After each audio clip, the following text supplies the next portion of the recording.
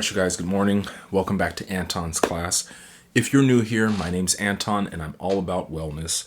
And part of my wellness journey included relocating to Africa in 2021, which is where I spent the majority of the year. And most of that time was actually in Namibia, okay, which we'll get into. Anyways, this is part 2 to helping you or coaching you in really seriously getting to Africa in 2022.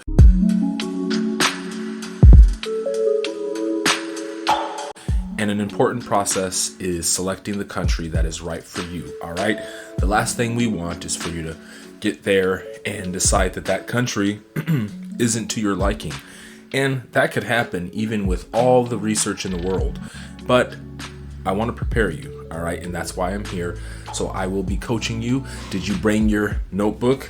As always, you should have your notebook so we can take notes and write about your goals, your expectations, etc. I got this immunity boosting tea concoction with green tea and honey. Anyways, you guys, let's get into it. So where we left off last time, we were talking about West Africa, okay, which is a great choice if you're choosing to come to Africa. We looked at countries like Ghana, Nigeria, Senegal. But today we are diving down into Southern Africa, all right, which is, of course, where Namibia is. And if you don't know already, Namibia is a beautiful country. It is a hidden gem of Africa.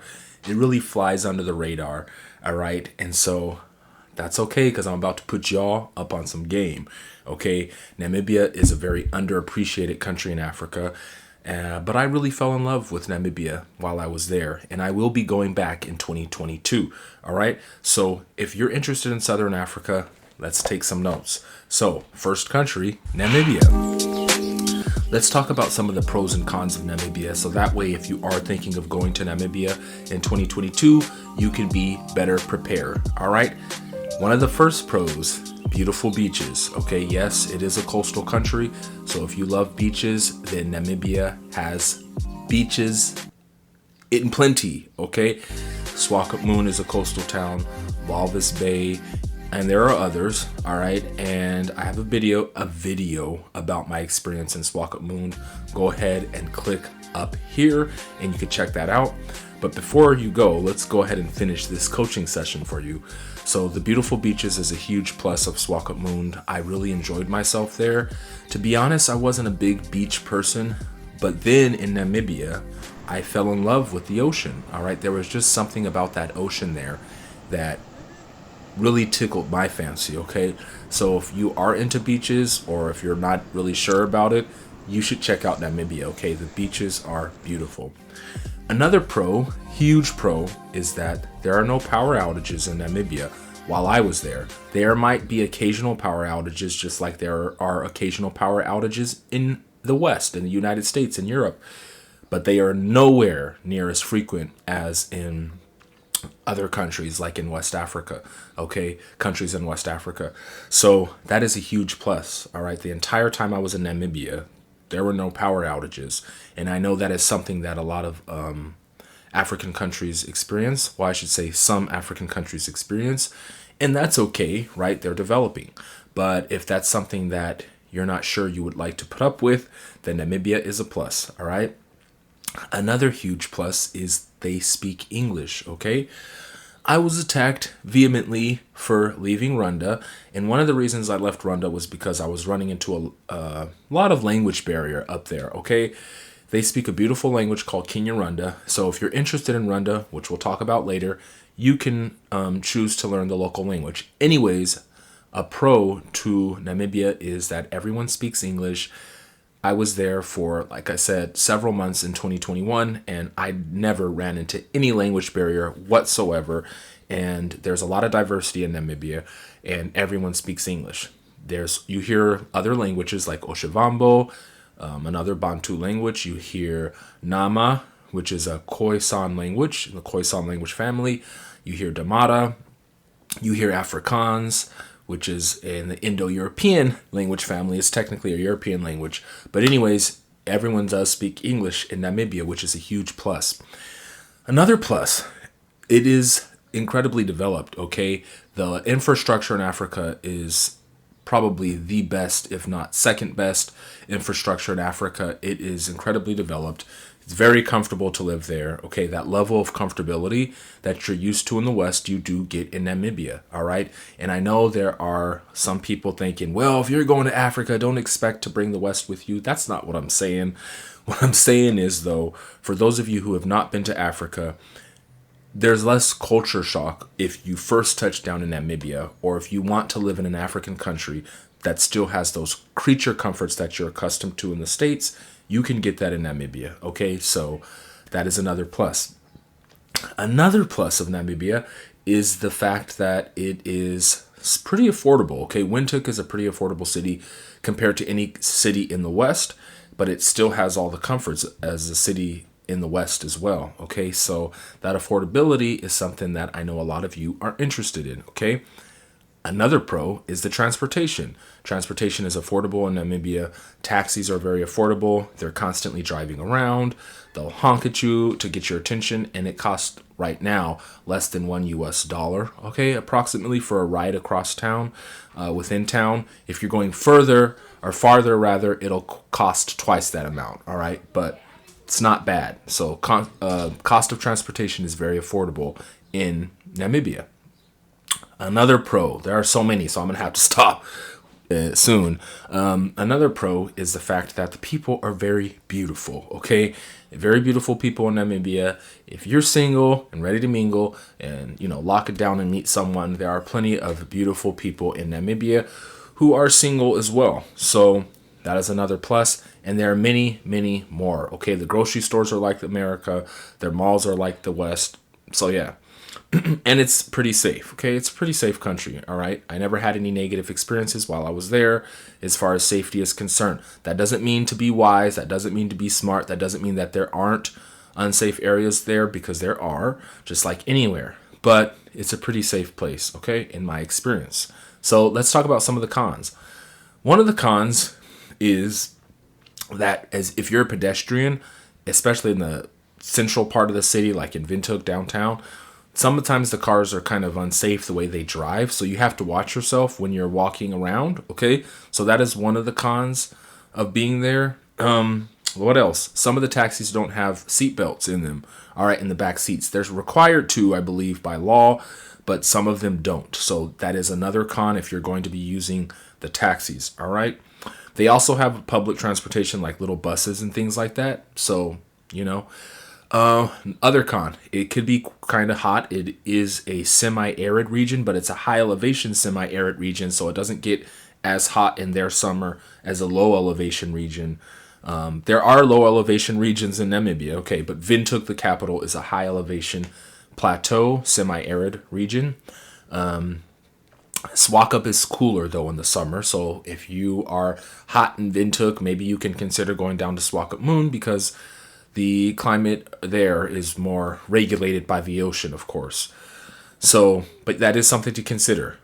Another con is it is arid, as I mentioned, so that means if you're trying to buy land and grow crops or anything like that, that is something you have to consider if you're considering Namibia, because it is an arid climate. So there is rainfall in their wet season, but it is not as green and lush as other countries like in Rwanda or in the tropics or subtropics. So it is an arid region. That's something to consider. Any other cons? It's kind of a low density country. It's very lowly populated. It's underpopulated, okay? There's not a high population density. And for some people, that could be a con, because it means there might occasionally be less activities, less to do, less people, all right? But for a lot of people, that's a pro. So maybe that'll be in the middle. You could write that down, though, okay? It is the second least populated country by population density in the world, okay? So that's something to consider. Moving on, we spent a lot of time on Namibia, and we could spend all day there. So let's move on to Namibia's big sibling, South Africa, okay? Now, Namibia and South Africa have quite a bit in common. Namibia used to be a part of South Africa, but anyway, South Africa is a beautiful country, and if you're considering Africa, I know a lot of people looking to relocate to Africa or visit Africa consider South Africa, because not only is it incredibly beautiful, so that's one of the pros, is it is an incredibly beautiful country, so picturesque, lovely beaches, the scenery is top notch. So yeah, that's one of the huge pros of South Africa. One sec, let me take a sip of this.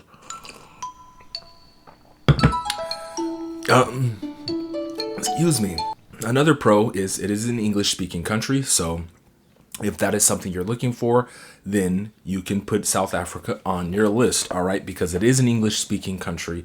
So, yeah, you won't have an issue there. There are lots of different tribes in South Africa who speak various languages like Xhosa, Zulu, Soto, among others, okay? And Afrikaans, they speak that there as well. But you can certainly get by on English, okay? I would probably say I would recommend you maybe investigate learning a local language like isiZulu if you're in Durban or isiXhosa if you're in Cape Town, but it's not really a requirement, okay? From what I've heard, I am planning to make it down to South Africa soon, all right? But I haven't been there, but I have friends there. I know so many Namibians that I am friends with who have been down there. And yeah, you can get by on English. Another pro is same as Namibia. It's developed, high level of infrastructure, so that level of comfortability is great. They have some public healthcare options as well as private healthcare options that are affordable. So that's a pro if you're coming from the West. You can get your healthcare needs taken care of. All right. So all my retirees looking to retire in Africa, I would probably recommend Namibia and South Africa. Let's say Southern Africa. Okay. So yeah, that is a plus as well of South Africa. What are some other pluses? The diversity. There are so many beautiful ethnic groups as we talked about. And so I like that. And that's a plus for me. Okay. What else? There's a lot to do in South Africa. Okay. If you're younger and you're looking to kind of party and stuff and go to clubs, they have that. There are so many hiking trails and beautiful experiences in South Africa for you to have. You could go on wine tasting. They have vineyards. It's a pretty diverse terrain.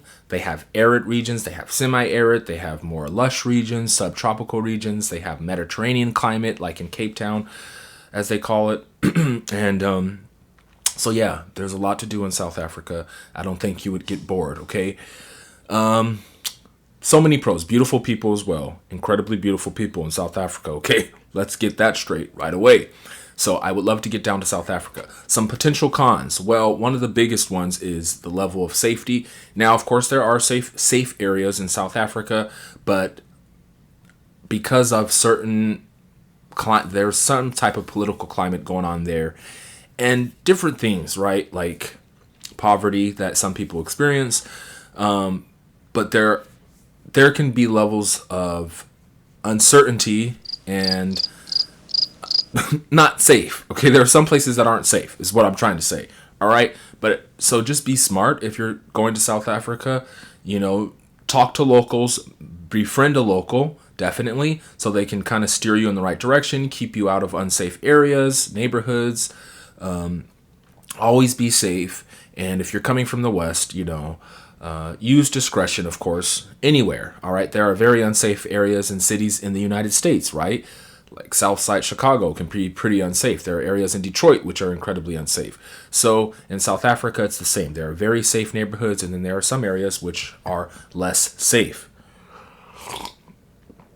Another con is, well, let's see. I'm trying to think of any other cons. There is some political strife. One second, there's a plane going over. Pass. So, South Africa. Right now, I think they're having a little bit of political strife. They had some riots that took place last year.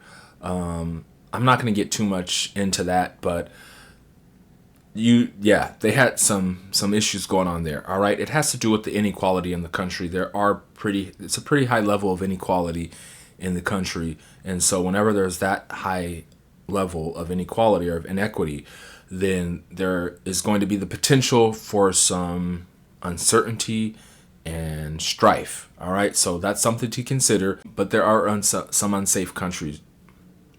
There are some unsafe areas in South Africa. All right, I'm not an expert on South Africa because I haven't been there yet, but I do plan to go. All right, so moving on, we spent enough time in South Africa. Let's move on over to Botswana. Again, you guys comment below. Let me know if I've made mistakes or if you want to explain some things about your particular country or anything like that. All right, put us up on some game. All right, next country is Botswana in Southern Africa. Botswana is a beautiful country. All right, again, I haven't been there yet, but I'm planning to go. It's kind of similar to Namibia and South Africa. They're kind of like three sisters, if you would, in Southern Africa. Botswana has a high level of development, pretty good infrastructure. You know, it is safe. It is a safe country. Their economy is growing. That's a huge plus to Botswana. So if you're looking to invest or start a business, Botswana's economy is growing. It is one of the safer countries in Africa to invest in and to start a business. All right, so that's something to consider with Botswana. All right. Other pluses are, like I said, the shopping experience. They have the same grocery stores that they have in South Africa and Namibia. So if you're coming from the West, you'll have that same level of comfortability. It's an English-speaking country, all right? So that's a huge plus for me and maybe for you as well. So because you can hit the ground running when you speak the language, the primary language or the lingua franca of a country, right? Nothing wrong with learning a local language. I highly recommend you do whenever you travel if you're planning to live there, right? If you're just visiting, you don't have to. But if you're going to live there, you can learn a local language like Tswana in Botswana. But you don't have to. You can get by on English. They are an English-speaking country. So if you're going there, you could hit the ground running and you won't run into that language barrier. All right? The only con that I'm aware of Botswana is the fact that it is a dry, semi-arid, and arid region. So again, that buying land thing, if you're interested in purchasing land in Africa, it's not going to be quite as fertile as land in the tropics or subtropics, all right? You can make the land fertile, okay? I've seen people who have bought plots of arid land and they've really helped it to flourish. So that's a possibility. But anyways, maybe I'll make an entirely separate video about buying land. Actually, that's certainly what I'm going to do, buying land in Africa. But anyways, Botswana is a good choice. I think you should check it out. They have high reserves of diamonds, I think one of the highest in the world. And the government is really doing a good job of reinvesting that money into the country and into the people. And they really prioritize safety and infrastructure and healthcare, education. So again, Botswana is a good choice. I'm definitely interested in checking out Botswana. All right. So you guys, there are other countries in Southern Africa, but we're going to go ahead and wrap this video up. It's getting a little long. It's getting a little late, and I know you guys got things to do. Thank you for stopping by Anton's class. As always, let's journey together. Let's get well together, and hit that subscribe button if you haven't already. If you liked this video, if you appreciate me as your coach in getting to Africa, definitely like this video. Hit that like button, engage in the comments, and yes, if you have any questions that you would like to contact me personally about, or you would like a coaching consultation, go ahead and send me an email, antonsclass1@gmail.com, and I would be happy to be in contact with you. All right, so bye.